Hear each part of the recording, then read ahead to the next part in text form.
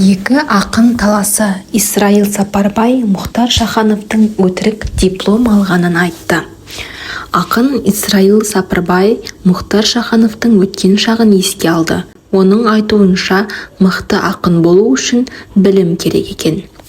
Екеуміз құрдаспыз. Ол кезінде Шәмшімен Төлеген Айбергенов, Сабырхан Асановпен бірге жүрді.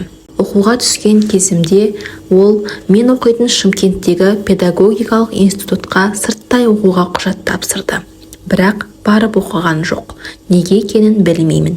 Ал мен барып оқыдым. Екеуі екі бөлек нәрсе. Ол ерте есейді, бірақ ақын болу үшін Алладан талант берілу керек. Педагогикалық институттың өзін 4-5 жыл оқып бітірген адаммын, ал ол сырттай бітірді. Бір күні ректормен жиналыста Мұхтар Шахановтың 25 пәннен қарызы бар екенін білдім. Оқуға тапсырғанымен ешқандай сессияға келмеген. Мұхтар Шаханов бірде-бір сессияға келмеді. Оқудан шығарып жіберейік деді ректор. Сол кезде мұғалімдер қорғап, ертеңі бар азамат, бізге мақтаныш болады деп алып қалды. Ол кезде мен мән берген жоқпын. Бітірмесе де дипломды оған сол өтірік беруі мүмкін. Ал мен білім алып оқыдым деді ол.